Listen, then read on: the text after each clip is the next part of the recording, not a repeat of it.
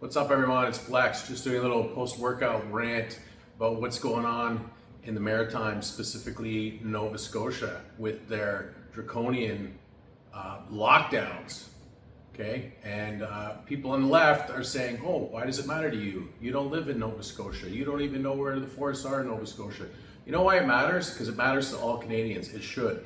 And I said this many times back in the end days of 2020, 2021, and even into 2022, when we were all treated like absolute children by the government, and they picked an extreme solution all for our safety and kept us locked down for nearly 2 years. And what did the government learn during those times? The government learned that the majority of people can be scared witless by the government and the media, and that they will accept any measures to secure their safety, no matter how ridiculous they are.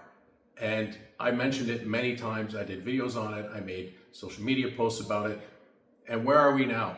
5 years later, we are seeing the same thing in respect to climate hysteria. And they called it back then.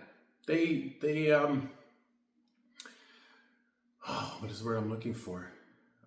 They telegraphed what they were going to do. And that's why they came down so hard on the trucker convoy, because they knew that this wasn't a one-time, one-off. They knew that they were going to do this again and again and again to take more and more control of Canadians and to usurp more and more of our freedoms under the guise of safety. It's a plan.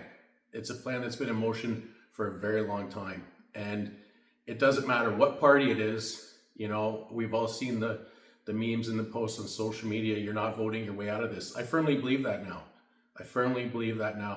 I mean, Doug Ford was supposedly a conservative, and we had the longest lockdowns in Canada, in Ontario, despite the fact that we had probably the highest rates of GB jabs.